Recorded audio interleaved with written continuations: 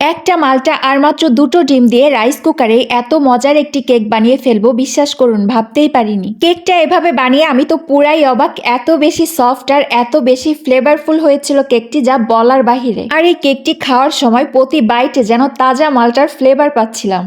আর যারা একদমই কেক বানাতে পারেন না এবং কেক বানাতে ভয় পান, তারা অনায়াসে আমার এই রেসিপিটি ফলো করে কেক বানিয়ে ফেলতে পারবেন, গ্যারান্টি। তো দেরি না করে চলুন দেখে নেওয়া যাক কিভাবে এই মজাদার ফ্লেভারফুল কেকটি আমি বানিয়েছিলাম। তো এখানে আমাদের প্রথমেই লাগছে দুটো ডিম, আর এই ডিমটা ভাঙার সময় একটু খেয়াল রাখবেন যেন ডিমের সাদা অংশের সাথে ডিমের কুসুমটা না ভেঙে যায়। আর তারপর একদমই সাবধানে ডিমের সাদা অংশ থেকে ডিমের কুসুম দুটোকে আমি আলাদা করে নিব। আর এটা অবশ্যই একটু সাবধানে করবেন যেন সাদা অংশের সাথে কোনোভাবেই ডিমের কুসুম এক ফোঁটাও না লাগে। তো তারপর অন্য একটি বাটিতে আমি ডিমের কুসুমটা নিয়ে নিয়েছি এবং এটাকে একটু ভালো করে ফেটিয়ে নিব।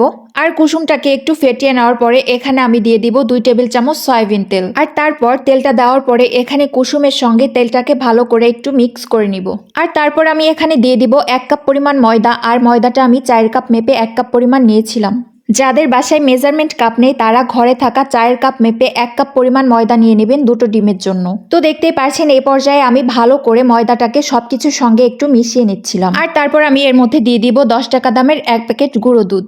আর এই পর্যায়ে গুঁড়ো দুধটা অবশ্যই দেওয়ার চেষ্টা করবেন, এটার জন্য কেকটা খেতে আরো বেশি মজা হয়। তো তারপর দেখতেই পারছেন এগুলো দিয়ে আমি সবকিছু একসঙ্গে ভালো করে একটু মিক্স করে নিয়েছি। আর তারপর আমাদের যেটা লাগবে সেটা হচ্ছে একটি মালটা।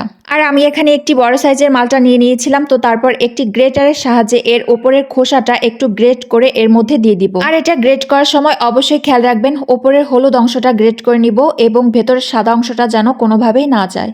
আর সাদা অংশটা না দেওয়ার জন্য কেকটা খেতে একদমই তিতা লাগবে না। আর এখানে দেখতেই পাচ্ছেন আমি পুরো একটা মালটার হলুদ অংশটুকু এখানে ব্যবহার করেছি, আর এটা খুবই সাবধানে আমি গ্রেট করে নিয়েছি। এবং তারপর এই মালটাটাকে আমি এখন 2 টুকরো করে নিব, আর 2 টুকরো করে এটার পুরোটা রসই আমি এর মধ্যে দিয়ে দিব। আপনারা চাইলে এ পর্যায়ে অর্ধেক মালটার রসও ব্যবহার করতে পারেন, তবে পুরোটা দিলে এটার ফ্লেভার আরো বেশি ভালো আসে।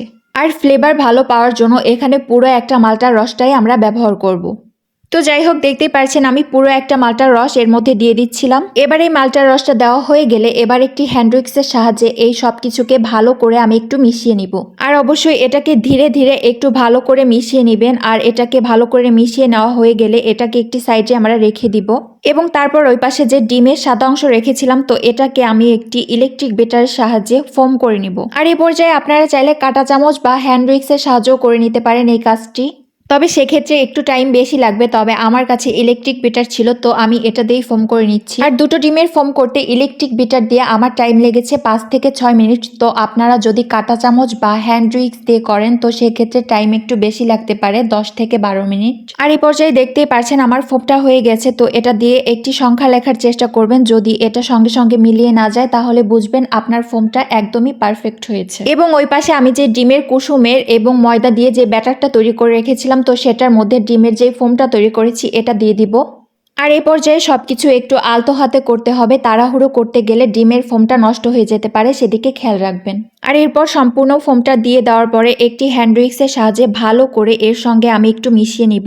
আর এই পর্যায়ে একদমই তাড়াহুড়ো করা যাবে না, এক পাশ থেকে ঘুরিয়ে আলতো হাতে আস্তে ধীরে এই কাজটি করে নিতে হবে। তো দেখতে পাচ্ছেন এখানে আমি সবকিছু আলতো হাতে সবকিছু ভালো করে একসঙ্গে মিশিয়ে নিচ্ছিলাম। আর অবশ্যই এই কাজটা একদমই আলতো হাতে করবেন, তাহলে কেকটা বেক হয়ে যাওয়ার পরে একদমই চুপসে যাওয়ার ভয় থাকবে না। এবং তারপর এর মধ্যে আমি দিয়ে দিব একটু ফুড কালার। আর কালারটা আমার বাসায় ছিল না, একটু ছিল, তো এখানে আমি সামান্য পরিমাণ ফুড কালার দিয়ে দিয়েছিলাম। আপনারা এই পর্যায়ে কালারটা একটু বেশি পরিমাণে দিবেন, তাহলে কেকটা বেক হয়ে যাবার পরে কালারটা অনেক বেশি ভালো আসবে এবং দেখতেও ভালো লাগবে। তো তারপর দেখতেই পাচ্ছেন একদমই হালকা হাতে আমি এটাকে ভালো করে মিশিয়ে নিচ্ছি। আর এক পাশ থেকে ঘুরিয়ে ঘুরিয়ে মিশাবেন, তাহলে কেকটা অনেক বেশি ভালো হবে। তো এরপর আমার ব্যাটারটিকে ভালো করে মিশিয়ে নেওয়া শেষ। তো তারপর আমি একটি পাউন্ড কেকের মোল্ড নিয়েছি এবং মোল্ডে সামান্য পরিমাণে একটু তেল দিয়ে হাতের সাহায্যে ভালো করে একটু এর গায়ে মাখিয়ে নিলাম এবং মোল্ডের সাইজে একটি কাগজ কেটে নিয়েছিলাম। আর কাগজটিকে মোল্ডের মধ্যে ভালো করে বসিয়ে দিব। আর তারপর কেকের ব্যাটারটি যে বানিয়ে রেখেছি সেটাকে উপর থেকে ভালো করে মোল্ডের মধ্যে দিয়ে দিব।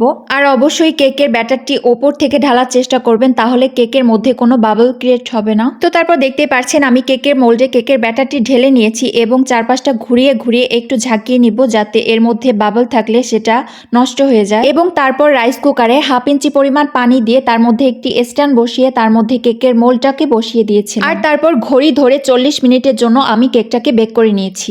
আর 40 মিনিট পর আমি ঢাকনা উঠিয়ে একটি কাঠি দিয়ে চেক করে নিলাম এবং কাঠিটাও একদম ক্লিন বের হয়েছে।